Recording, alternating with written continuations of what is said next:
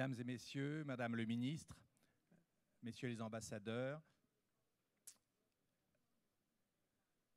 aujourd'hui, donc, nous ouvrons le 7e forum Nouveau Monde. C'est la 3e édition ici à l'OCDE, accueillie par son secrétaire général. C'est une session qui s'annonce évidemment passionnante, car il s'en est passé bien des choses depuis le forum de l'an dernier. Et Dieu seul sait quel sera l'avenir, mais en tout cas, c'est le moment d'en discuter pour savoir quels sont les grands enjeux du XXIe siècle. Et j'ai donc le plaisir aujourd'hui d'accueillir ici le secrétaire général de l'OCDE, M. Angel Gurria. S'il vous plaît, je vous invite à venir sur scène avec, bien sûr, oui, le président du groupe Engie et qui est également le coprésident du forum, Gérard Mestralet, président, directeur général du groupe Engie. Et enfin, Jean-Paul Fitoussi, qui est le grand économiste que tout le monde connaît, président et cofondateur du Forum du Nouveau Monde.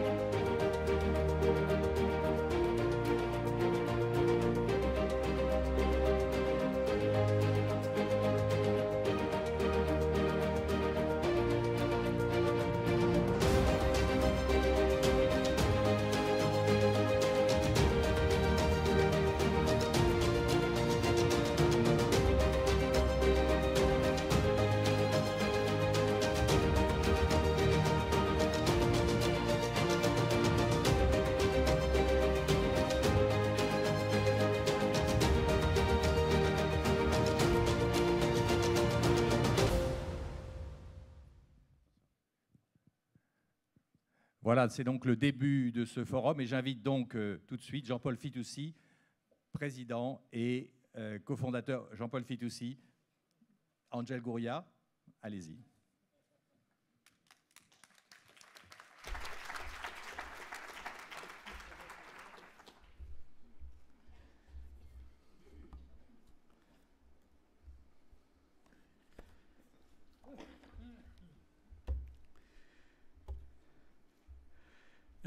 Messieurs Fitoussi et Mestralier, cher Jean-Paul Gérard, Madame la ministre des Relations avec le Parlement d'Italie, Madame Boschi, et moi, Jean-Claude, des amis presque de toute la vie, hein? Et mesdames, messieurs les ambassadeurs, je vous souhaite la bienvenue à l'OCDE. C'est pour nous un grand plaisir d'accueillir une nouvelle année, cet Forum Nouveau Monde. Le Forum est un lieu de débat, de réflexion, d'échange et même de provocation. Nous sommes heureux d'ouvrir nos ports et vous offrir ici à l'OCDE cet espace pour réfléchir sur les grands défis de notre époque et pour trouver ensemble des nouvelles solutions. Now, when we met a year ago, I underscored that the global economy was still struggling to find a path to a confident recovery and stronger growth. 6 years after the onset of the crisis, now, 1 year later, the picture is not much better. We are growing accustomed to talking about secular stagnation or new mediocre.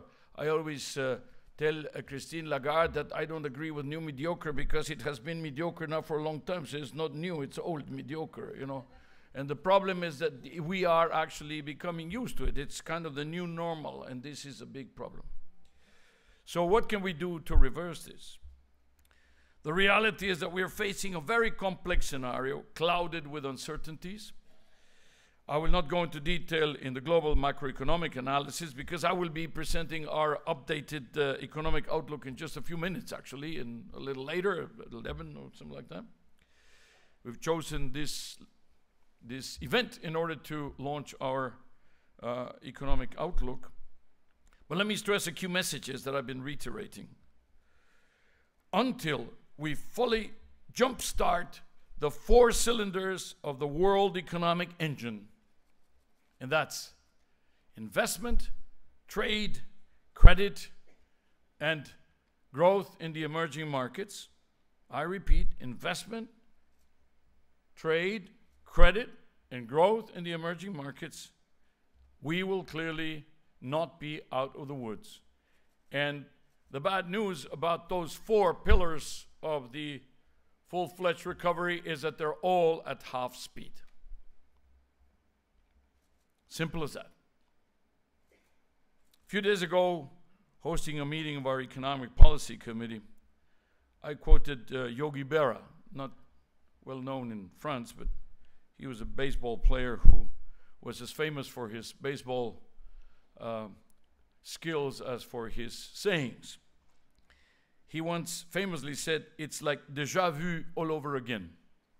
That became a very famous, almost a cliché in the English language, but the problem is that that is exactly what's going on now.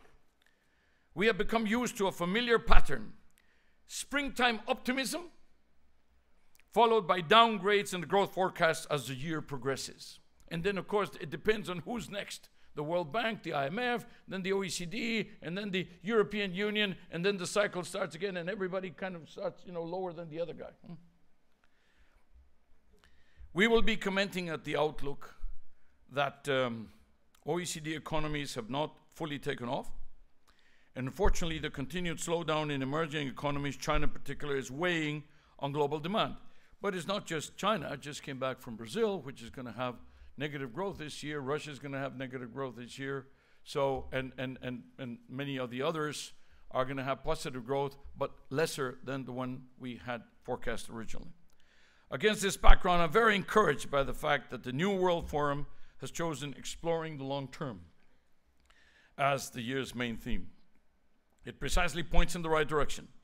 We will only tackle short-term concerns if we put in place right away the policies that chart the path to a sustained and sustainable recovery.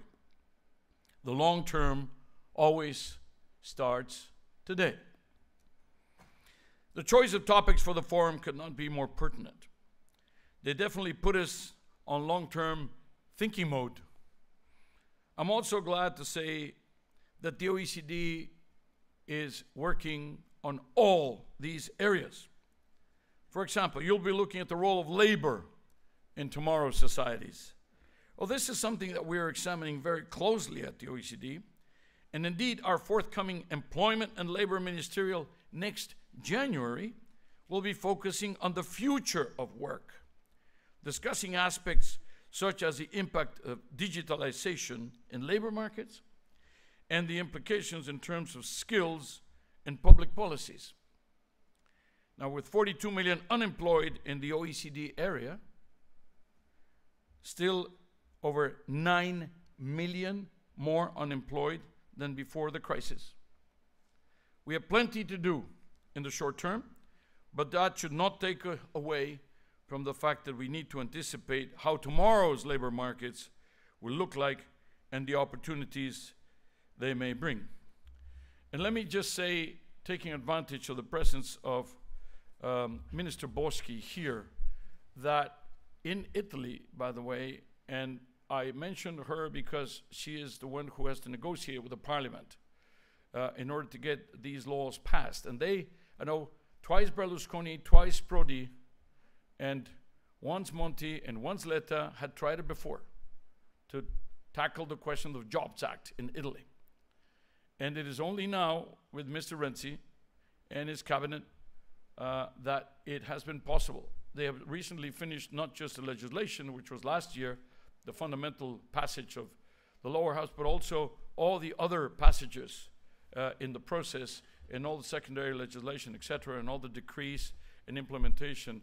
So I'd like to say congratulations, because it was an enormous, enormous task. It took a lot of conviction, it took a lot of perseverance, and a lot of political acumen. So, congratulazioni. I also welcome the attention that this edition pays to the role of women. Through our OECD Gender Initiative, aimed at strengthening gender equality in education, employment, and entrepreneurship, the 3 E's that represent the key dimensions of economic and social opportunities, we reiterated that closing the gender gap is not only a moral imperative, but also makes economic sense. We're also proud of having put gender equality at the core of the G20 agenda.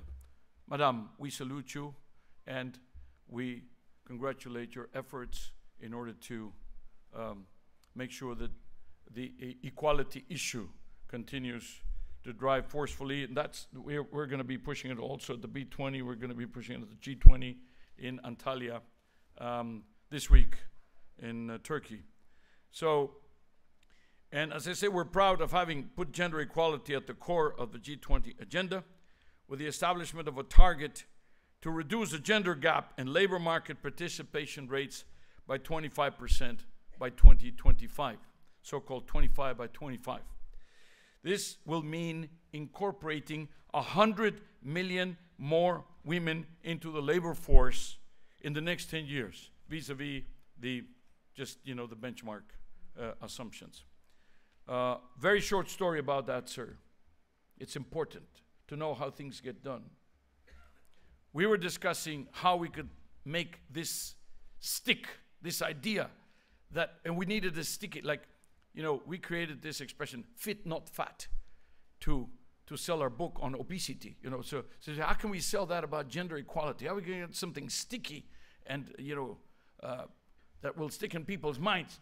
So, after consulting with our experts, our chief Sherpa, our Gabriela Ramos, a lady, distinguished lady, she conspired with distinguished American lady, Caroline Atkinson, American Sherpa, and then conspired with the distinguished Turkish lady, Aisha, and then conspired with distinguished lady Heather, who was then the host of the Australian G20. And they all got together and said, well, shouldn't we do this? It sounds great, 25 or 25, it's good. Now we need a man. So they got the Japanese Sherpa, Mr. Nagamine, said, Mr. Nagamine, come here. You really need to propose this in the plenary. It's a great idea, don't you think so? I said, well, yes, of course. Oh, so he said, okay, yes.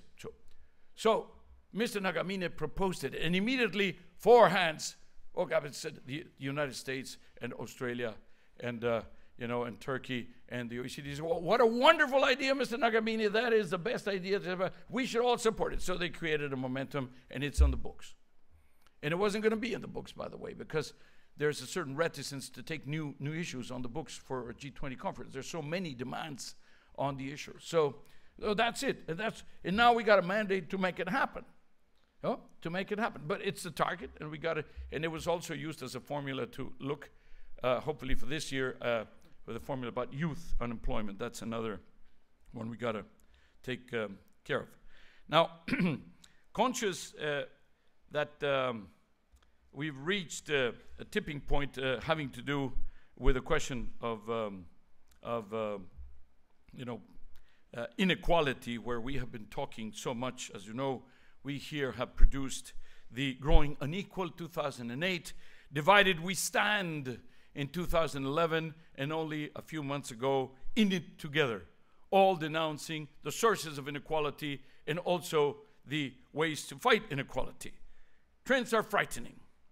The average income of the richest 10% of the population in the OECD is 10 times that of the poorest 10%. 10, 10, 10. So what?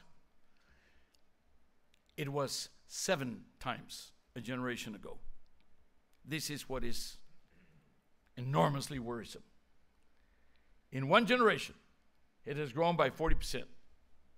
And of course, nothing accelerates inequality like a good crisis, and we had as best as you could. You know, we had the biggest crisis ever in our lifetime. So now if you look at the 1% and the wealth rather than just the stock and the flows, it gets even worse. So again, the question of inequality is going to be addressed here. We've been looking at it, and we can make a contribution. We've gone a step further. So what do you do with inequality after you denounce it, after you measure it, after you compare it, and after you look at the sources of inequality? Well, you look at what you can do to fight it and face it. And we come up with the Inclusive Growth Initiative of the OECD, something in which I like to thank for the support of our member countries, and particularly the fact that the U.S. ambassador, Mr. Iohannis, kind of became the champion there of the Friends of the Inclusive Growth Initiative, and we're trying to, make it stick with it. We're not the only ones looking at this. We're not the only ones working on this issue, but precisely that's a better part, because if more and more and more allies with this idea come up, mostly, in the enterprises, in government, civil society, etc., trade unions, what have you. We just launched a new, what we call a Center for Opportunity and Equality, which we'd like to be known as COPE appropriately, with the goal of creating a global, cross-cutting, comprehensive research platform on the issues of inequality and inclusiveness. Finally, there's a few days away from COP21, there's the issue of climate change. We have met in another lectern, in another panel, not too long ago at the UNESCO, where the private sector came very strongly by saying, among other things, give me a price on carbon, which of course was thought to be something that didn't go together, business and price of carbon. And it came out that not only was it going together, it was very, very strongly felt. And they all said we need it in order to be able to plan our medium and long-term investments. And those of us who are in public policy responsibilities or systemic responsibility should be very aware of the fact that this is precisely what is required, and that this is precisely which we should provide to the private sector to make the investments possible for the medium and long term. We had Ban Ki-moon here a few months ago, and he said simply, 2015 is the most important year in the history of the United Nations since it was founded. That's Ban Ki-moon in this same podium, because he said, you have Addis, financing for development, then you will have the SDGs in New York, which are both behind us, and of course we have COP21, and then towards the end of the year we have Nairobi to see how far we can get in trade. Trade growing at 2.8%, normally should be growing at 7%. So there's a lot of work there, but as I said, a very, very critical year in terms of how we can plan the path, the roadmap going ahead in terms of development, growth, and not just for the developing countries. The SDGs are a mandate that is universal, and it includes every single member of the OECD also.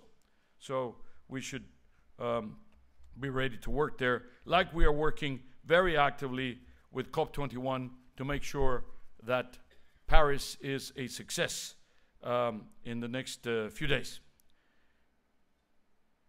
We have to remember that we are on a collision course with nature. It's not just one more international meeting. This meeting in Paris was decided after the big disappointment in Copenhagen. Then we picked up the pieces in Cancun and planned for next week and the week after, or next few days here in Paris. Already pre-COP meetings are taking place now as we speak. So the COP may be our last opportunity to put our planet on track towards a green future. There's no choice, there's no alternative.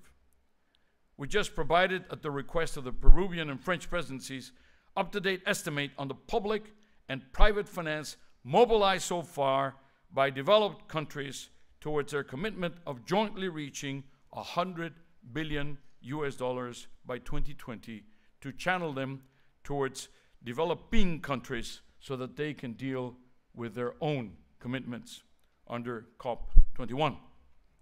But beyond analyzing and quantifying, we're actively involved in promoting policies, pricing emissions, ending fossil fuel subsidies, channeling long-term investment into clean energy, fostering green innovation, all that can facilitate the transition to a lower carbon economy, and also doing away with the contradictions. We just published a whole big fat book saying aligning policies towards a low carbon economy, which basically states all the things that we're not doing, all the things we are doing wrong, exactly against the notion of reducing emissions. And we're proposing that we obviously stop doing or change the way we're doing it precisely so that we can get better results. We should not be undoing with one hand what we're so desperately trying to do with the other hand. You know, it's a very great paradox.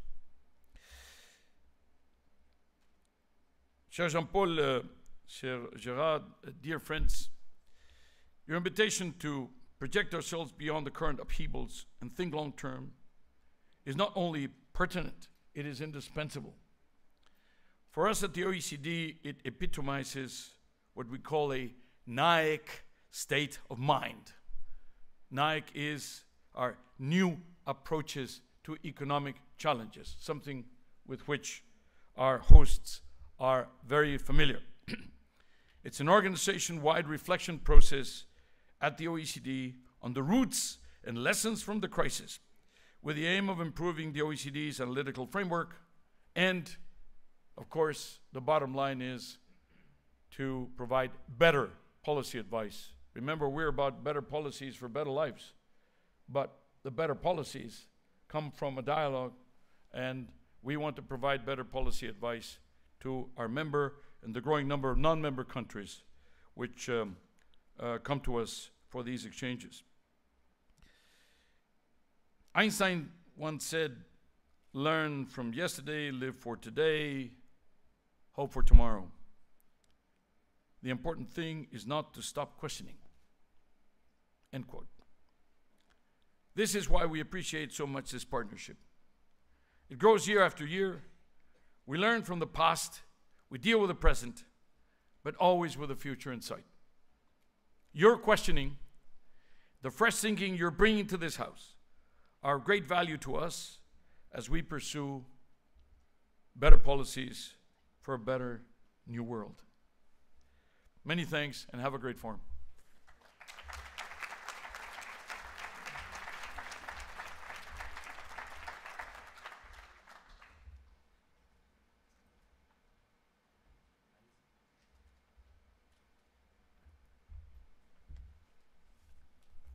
Comme ça que tu me fais maintenant.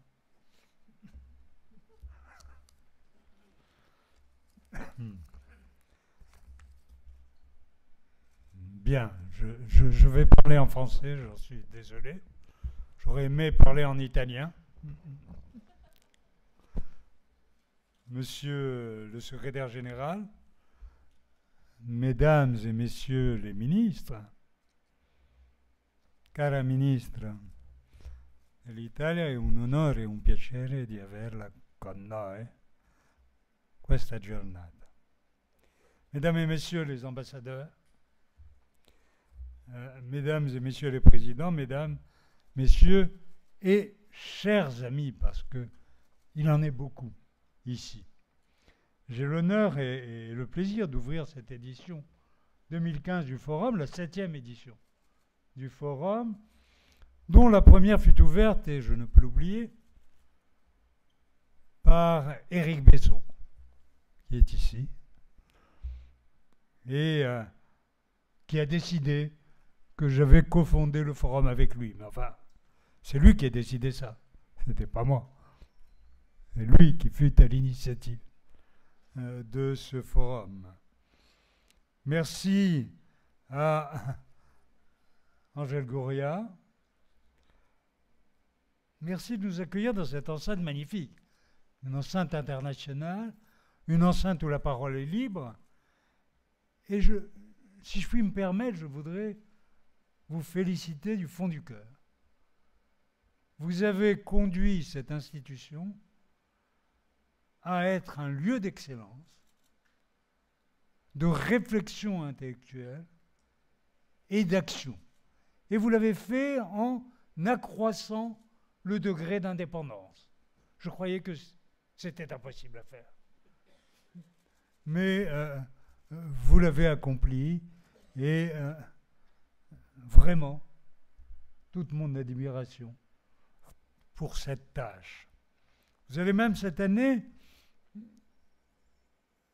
prendre ce forum à témoin de votre présentation des perspectives économiques de l'OCDE. Nous nous sentons encore plus proches de vous.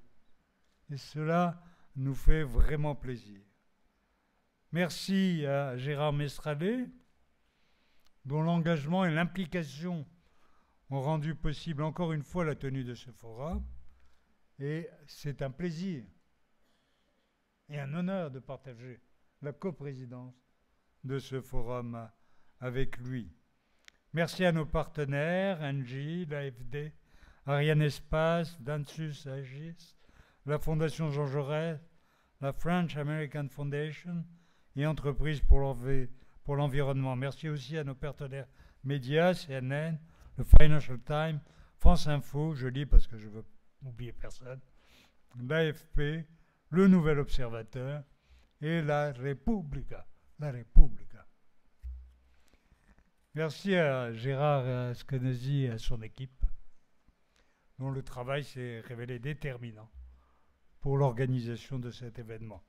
Mais nos vrais remerciements seront à la fin du forum. Merci enfin à vous tous de manifester par votre présence l'intérêt que vous portez à ce forum.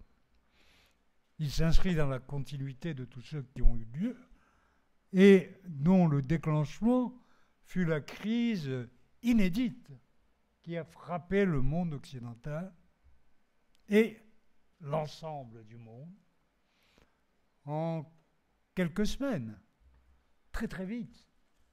Une crise dont la contagion fut quasi immédiate. On espère ne pas trouver de virus de ce type. Mais là, le virus de la crise s'est emparé immédiatement de l'ensemble des pays. Alors, cette crise s'est révélée encore plus forte en Europe qu'aux États-Unis, alors même qu'elle était née aux États-Unis. Alors même qu'elle était née au centre du système. C'est la raison pour laquelle on aimerait comprendre pourquoi les États-Unis s'en sortent mieux aujourd'hui que l'Europe. Et ce sera l'objet d'une session. D'ordinaire, les forums se suivent et se ressemblent. Les questions fondamentales ne changent pas avec chaque année calendaire. Elles restent les mêmes. Mais dans celui-ci, il y a quelque chose de nouveau. Le long terme. Mais le long terme s'est imposé à nous. C'est comme si le long terme nous avait choisi pour que nous puissions en parler, je ne dirais pas de façon intelligente, mais en tout cas pour que nous puissions en parler. En effet, l'avenir nous paraît insaisissable et nous appliquons au présent finalement les recettes du passé. Alors qu'en réalité, nous devons montrer les directions que le présent dessine et contient en filigrane.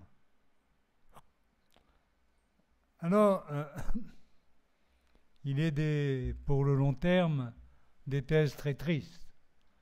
Ce sont les thèses de la stagnation séculaire. Alors, je ne crois pas que ces thèses s'appliquent aux pays en développement. Parce que les pays en développement ont une marge de rattrapage qui est suffisamment importante pour leur permettre de connaître des périodes de croissance vives.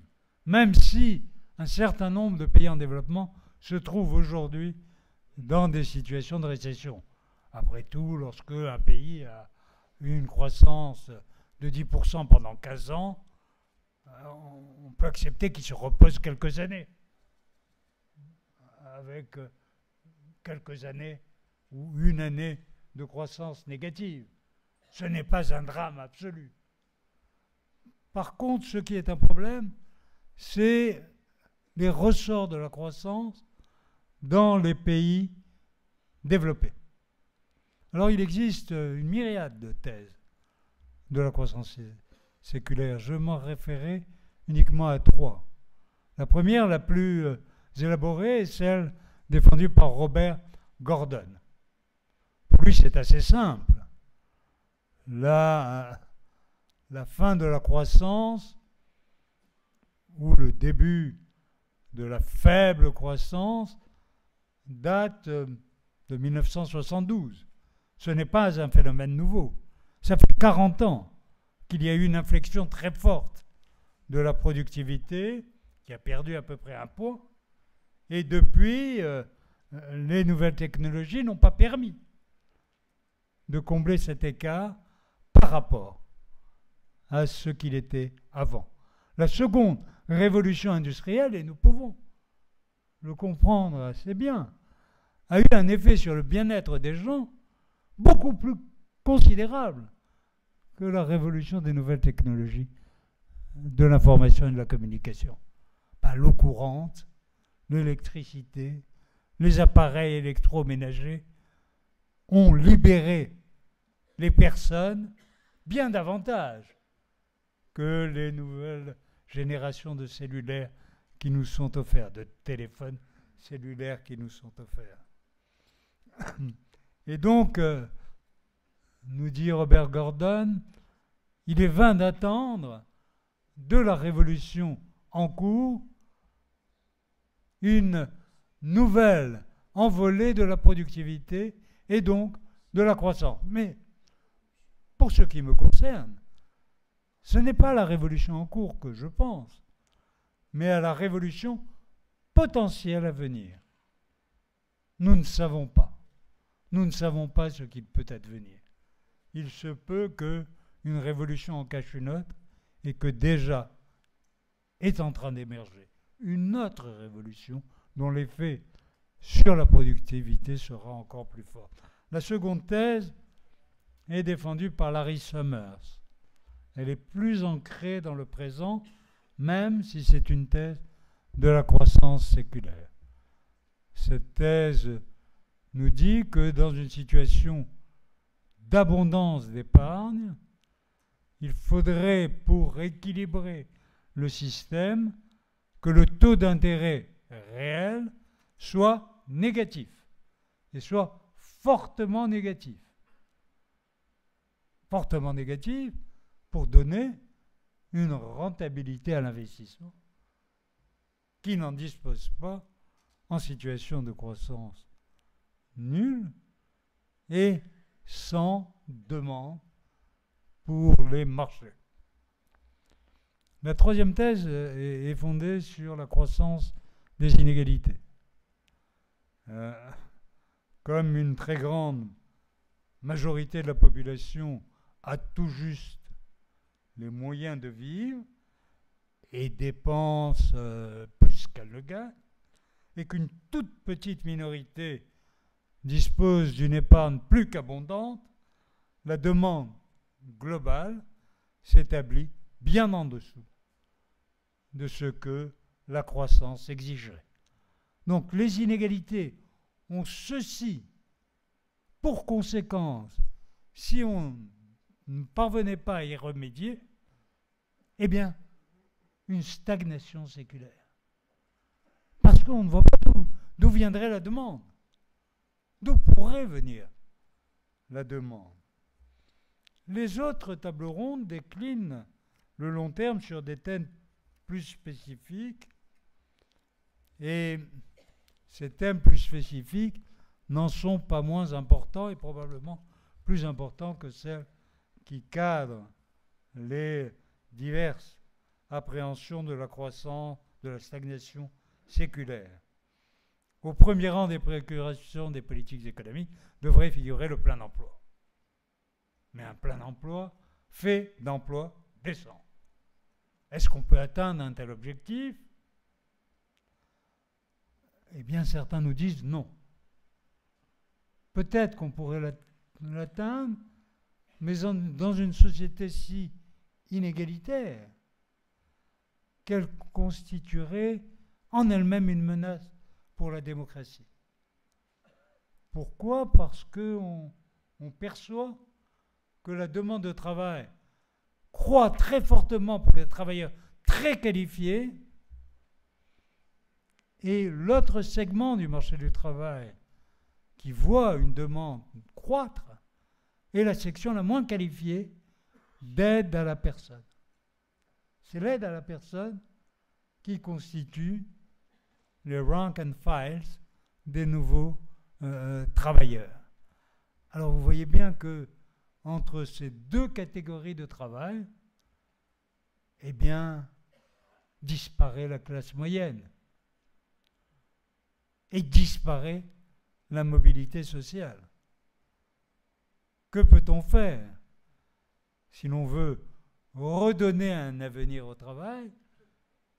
Et c'est là où le point qu'il me semble essentiel de souligner, un avenir au travail est donc à la démocratie. Sans avenir du travail, les inégalités ne peuvent pas être compatibles avec la démocratie. Il y avait un juge de la Cour suprême des États-Unis qui disait, eh bien c'est très simple, vous pouvez avoir la fortune concentrée entre quelques mains, ou vous pouvez avoir la démocratie. Mais vous ne pouvez pas avoir les deux. Et je pense qu'il avait raison. À cela s'ajoutent les évolutions démographiques en cours, l'augmentation de la production par tête ne peut que ralentir si les heures travaillées diminuent. Alors, les thèses que je vous ai exposées, je reconnais qu'elles sont tristes, mais elles souffrent d'une faiblesse majeure, c'est que par définition le futur est inconnaissable. La nouveauté est nouveauté parce que nous ne l'avons pas prévue. Moi, je ne vois pas pourquoi nous appellerions nouveauté quelque chose que nous aurions prévu. Alors, il me souvient aussi, mais ceci est dit autant pour me rassurer que comme argument analytique, il me souvient aussi que systématiquement, qu'à chaque crise, les thèses stagnationnistes ont fait florès. Pensons aux années 40, pensons aux années 90. C'est notre ignorance qui nous pousse à interpréter le futur comme s'il n'était qu'une prolongation du présent. Deux tables rondes du forum pourraient au contraire nous aider à remettre les pendules à l'heure. La première sur un nouveau monde plus féminin, la seconde sur le climat et l'environnement. Sur la première, les chercheurs attendent beaucoup de l'effet sur le bien-être d'une intégration plus équitable des femmes. Qu'un partage plus serein du travail, que de moindres inégalités accroissent le bien-être, est une conclusion robuste de toutes les études qui ont été conduites sur le sujet. Mais ce n'est pas le seul effet d'une telle évolution. Elle conduit aussi à accroître le niveau de confiance dans les institutions. Et cet accroissement de niveau de confiance dans les institutions va être un déterminant essentiel du capital social, lui-même facteur de croissance et de progrès. Sur le climat, l'environnement, le capital naturel, on a beaucoup écrit. On se rapproche toujours du point critique qui devrait être catastrophique. On sait très bien que ce qu'il conviendrait de faire, mais ce n'est pas facile. Il faudrait qu'un consensus mondial émerge d'intérêts divergents, d'intérêts de court terme divergents. Ça, c'est compliqué. Mais on sait par contre qu'on peut penser le long terme de façon différente en intégrant l'écologie. Il suffit d'investir dans les nouvelles technologies de l'environnement et de l'énergie. Investir dans les nouvelles technologies de l'environnement et de l'énergie nous donne un espace de croissance qui est non polluant, qui implique une nouvelle révolution industrielle. Alors voilà les raisons d'espérer que le monde soit plus féminin, que les pays procèdent aux investissements nécessaires et qu'ils cherchent à s'entendre avant la catastrophe. Voilà, merci beaucoup.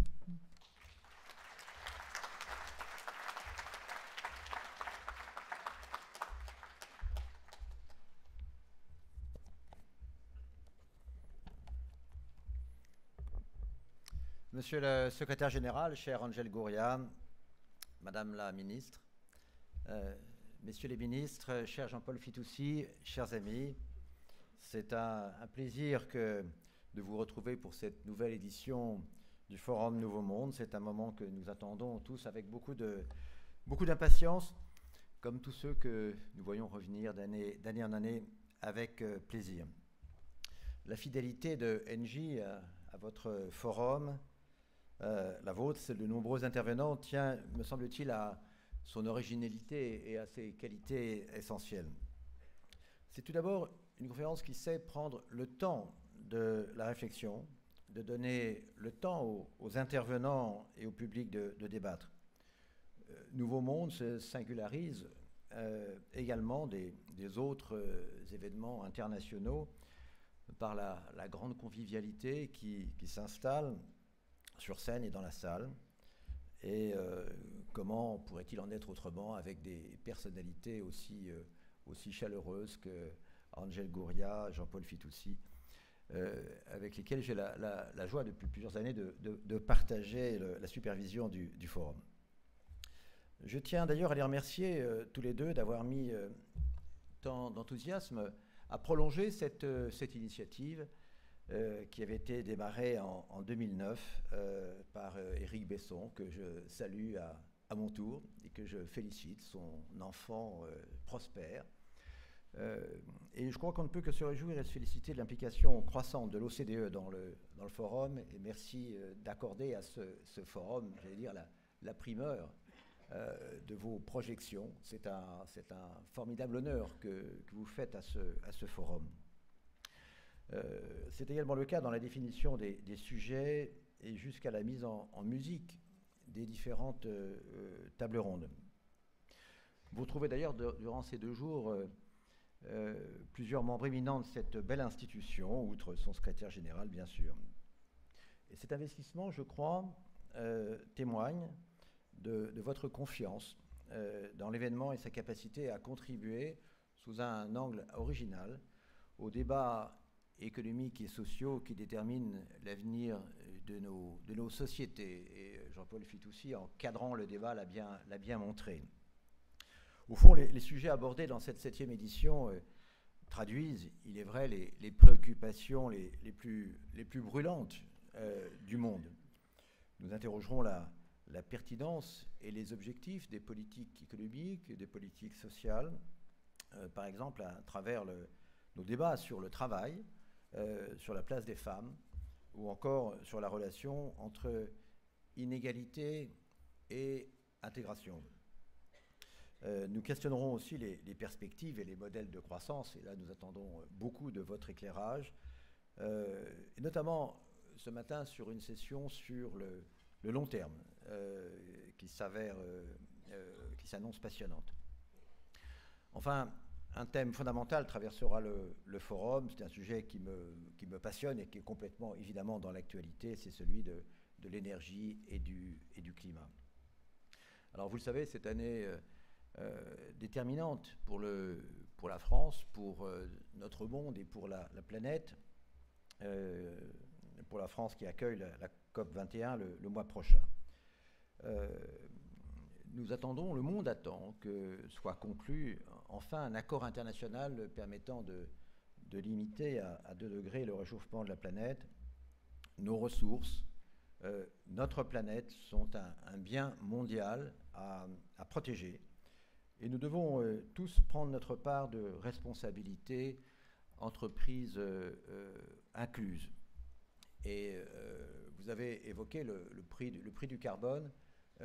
C'est vrai que pendant la préparation de la COP21, le gouvernement français, la présidence française, m'a demandé d'animer ce qu'on appelle le business dialogue entre les entreprises, le monde du business et les gouvernements qui, eux, vont négocier. Les entreprises sont prêtes, elles sont convaincues que la lutte contre le réchauffement climatique est un impératif absolu afin d'éviter qu'une catastrophe écologique ne devienne une catastrophe économique. Et pour pouvoir intérioriser, intégrer et quantifier la question climatique au sein des entreprises, les entreprises quasi unanimement réclament un prix du carbone. Pas un prix du carbone unique dans le monde demain, mais des mécanismes permettant de généraliser l'établissement de prix du carbone, comme l'a déjà fait l'Europe et comme la Chine l'a décidé en principe, ainsi qu'une quarantaine d'autres pays ou d'autres régions. Mais la question climatique en recouvre d'autres, celle du développement, de la croissance ou encore de l'équilibre géopolitique. Et pour en parler, 2 autres rendez-vous nous attendent. L'intervention de Nicolas Hulot cet après-midi. Puis en fin de journée, une table ronde qui sera consacrée à l'accès à l'énergie pour tous, autour de Jacques Attali, Yann Arthus-Bertrand et Angel Gurria et moi-même, nous y participons. À la veille de l'ouverture de la COP 21, je forme le vœu que l'événement qui nous rassemble aujourd'hui permette d'encourager un peu plus nos États à conclure en décembre un accord ambitieux, contraignant et universel. Je le redis avec beaucoup de fermeté, les entreprises souhaitent un accord. L'absence d'accord, ce serait le plongeon dans l'inconnu, dans l'incertitude, probablement le désordre. Nous souhaitons un accord, même contraignant, qui constitue pour nous des lignes directrices, des guidelines, à l'intérieur desquelles, après, nous ferons notre métier. Voilà, à mon sens, ce que doit être sur ce sujet, comme sur l'ensemble des problématiques qu'il soulève, la vocation du Forum Nouveau Monde. Écouter les experts, partager nos visions sur l'avenir de la planète, impliquer les acteurs de terrain et, dans un même élan, mobiliser les dirigeants pour bâtir une croissance durable partout et pour tous. Merci, excellent forum.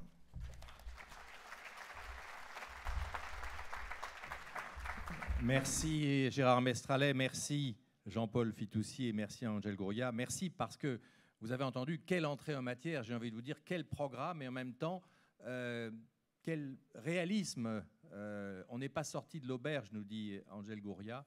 Et c'est vrai que l'incertitude est grande dans ce monde que nous connaissons.